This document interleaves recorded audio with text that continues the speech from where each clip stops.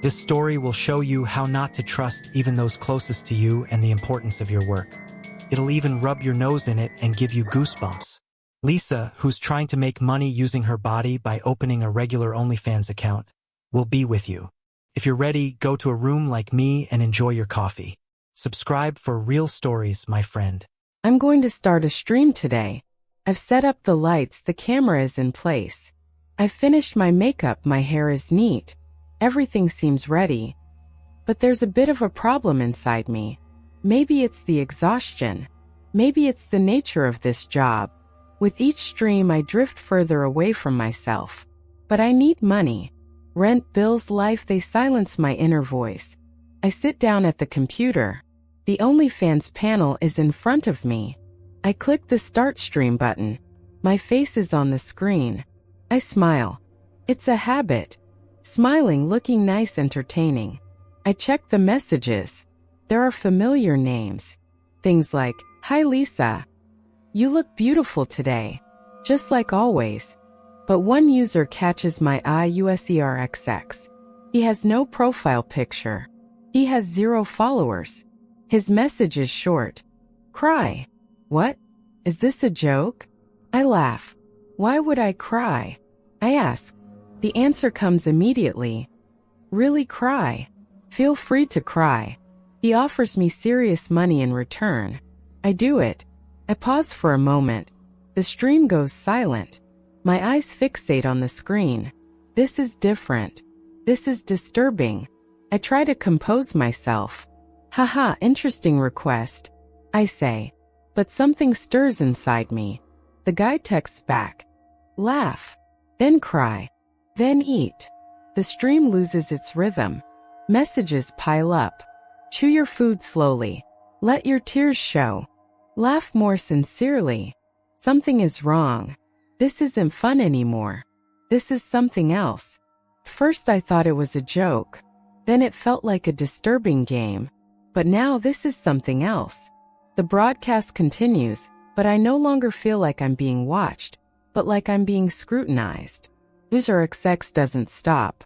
Chew your food slowly. Let your tears show. Laugh more sincerely. When I stop, a new message arrives. It's as if he's following my breath. As if he knows my inner rhythm. I had a plate of fruit next to me. I'd prepared it for the broadcast. I put an apple slice in my mouth. As I chewed, the message came. Slower. Let me hear your voice. My throat tightened. I looked at my own face on the broadcast screen. My eyes were glassy. I tried to smile, but it didn't work. Cry now, he said. No, I said. Do it, he said. I won't, I said. If you don't, I'll be the one watching you from outside, he said. I wanted to turn off the broadcast at that moment, but my fingers froze. It was as if someone inside the screen was touching me, as if it wasn't just watching anymore. I turned off the broadcast. The screen went black. Silence. But the voice inside me wouldn't stop. I got a text message on my phone. No number. Just a video. I see myself walking outside. Today. Same clothes. Same hair. Same bag. The camera shot from a distance. As if from behind a bench. As if someone had always been there. This is incredibly unfortunate. It's unbearable for a woman to experience this on a nighttime broadcast. I wish a friend had been joking, but it was real, and Lisa was experiencing the simplest things. Worse days were ahead for her. My phone is in my hand. I stare at the screen. I've watched that video over and over. Each time the same fear, the same nausea. I'm walking outside. I don't know. I'm not looking at the camera because I don't know. But someone knows. Someone was there. Someone was watching me. The messages keep coming. Still no number. Only the content. An audio file. I open it. My own voice. I'm home. In the kitchen. I've called my friend.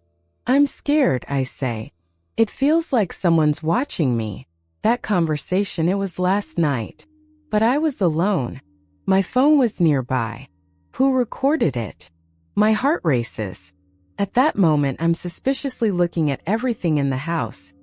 My phone, my computer, the outlets, the lights. It's like there's an eye in everything. A camera. A microphone. A man. USERXX isn't just a user anymore. He's here. With me. In my house. Inside me. I turned off the broadcast, but he didn't. He's still watching. And I'm not alone anymore. But this isn't loneliness.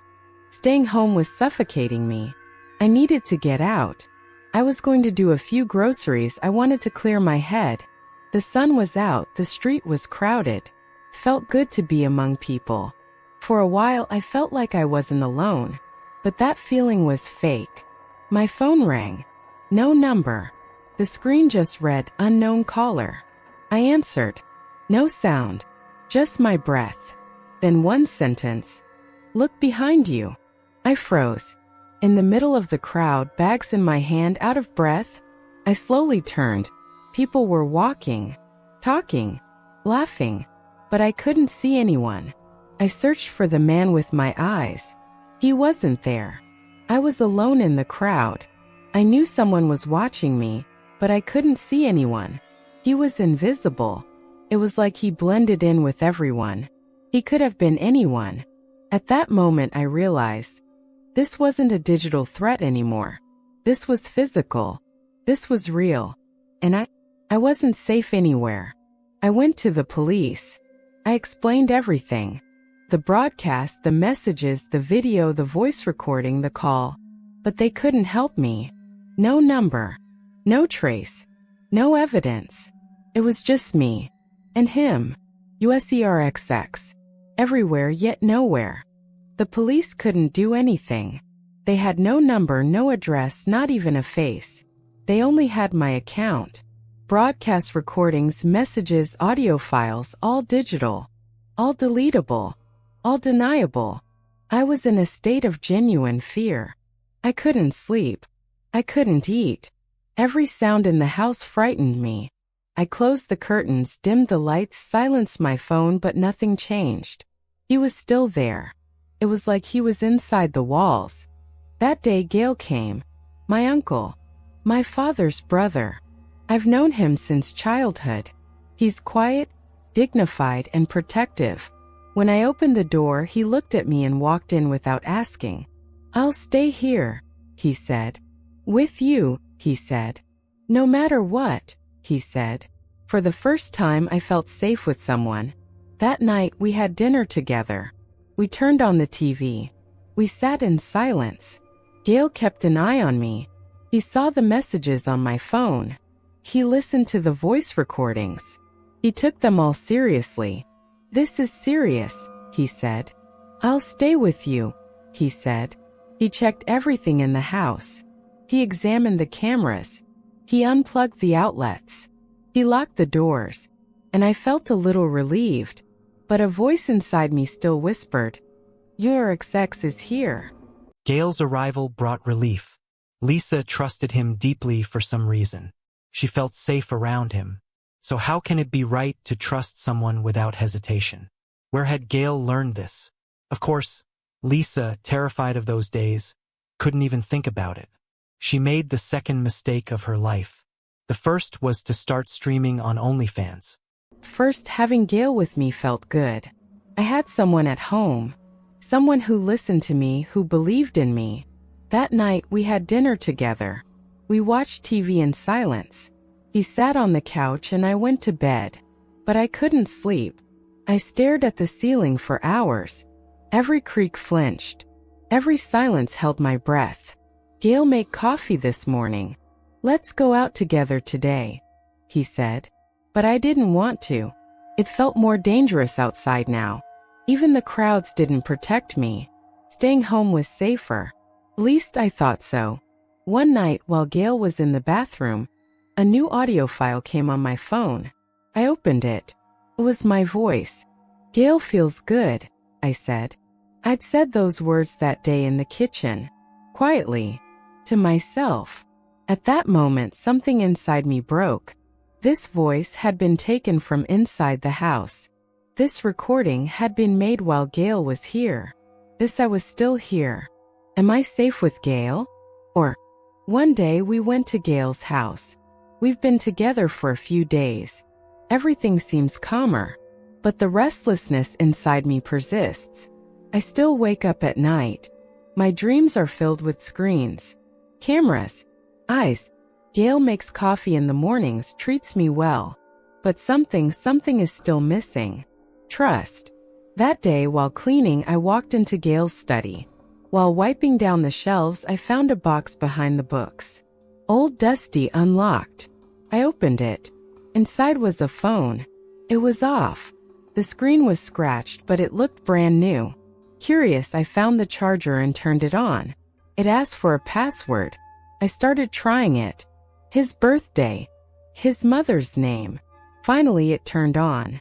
The screen lit up. And so did the darkness within me. There were messages, videos, voice recordings about me, footage from the broadcast, my conversations at home, videos of me walking outside, sent by XX. At that moment, my breath caught. I dropped the phone. Gail's voice came from the hallway. "Are you okay?" I didn't answer. I just stared at the screen, and I understood. He was always here. He was always with me. He was Gail. Lisa had figured it out, but now all she had to do was get out of there quietly and without arousing Gail's suspicions. I stare at the screen. My eyes are filled. My hands are shaking. This phone, these messages, these recordings, they all belong to Gail. USCRXX is him. He's the one watching that broadcast. He's the one who wanted me to cry. He's the one who listened to my laughter. He's the one who recorded my voice while I ate. I opened the messages one by one. "You're beautiful today, Lisa. Chew slowly. Cry more sincerely." All in his voice. All in his handwriting. There's a video. It was taken while I was making coffee in the kitchen. A hidden camera. From Gail's study. My voice. My movements. My loneliness. At that moment, something inside me breaks. Gail's voice comes from the hallway. "Do you want coffee?" I don't answer. I hang up, but my inner voice screams, "Run!" That night, I don't sleep. I make plans until morning. I'll go to the police. I'll tell everything. This phone will be evidence. Gail makes breakfast. I get ready quietly. I put my phone in my bag. As I walk out the door, I turn and look. He's still smiling. But I know now that that screen, that man, it's Gail. I left home early this morning. I walked quietly, the streets empty. That phone was in my bag. Evidence. Truth. Light in the darkness. My hands were still shaking when I arrived at the police station. I told the officer everything. The posts, the messages, the voice recordings, the videos, and most importantly, that phone. The officer took it and examined it. His eyes widened. "This is serious," he said. "This isn't just digital harassment anymore," he said. "This is physical stalking. This is threats. This is a crime."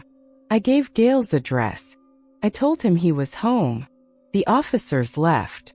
I waited at the station. My heart was racing, but this time, I wasn't alone. My phone rang. It was a police officer calling. "Gail is in custody," he said.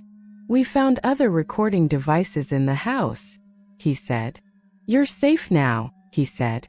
I cried at that moment. I really cried. For the first time, I felt like crying. Not on air. Not on camera. Not with a false request. Just for myself.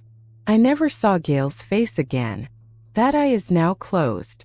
But its traces are still inside me. Gail was arrested. The police told me everything. The hidden cameras in the house, the recording devices, the tracking software. They were all planted by him. That screen, that man. It was all Gail. And I lived in the same house with him for days. I sat at the same table. I drank the same coffee. There's an emptiness inside me now. Has the fear gone? No. But it's changed shape. Now, when I look at the screens, I see something else. Darkness, silence, and a trace. I deleted my OnlyFans account. I removed the cameras. I changed my phone, but nothing is truly erased. There's still a recording inside me. From that broadcast, from that message, from that audio file. I don't broadcast anymore. I don't smile anymore. I don't even cry anymore. I just sit quietly and think. When a screen opens, an eye opens. But I'm no longer facing that eye. I'm no longer visible. I wish this incident would end there. But what if one day Gale gets out of there having served his sentence? Subscribe to the channel for more true stories. If you're curious about the rest of the story, just like the video, maybe one day Lisa will tell the rest of this incident from years ago.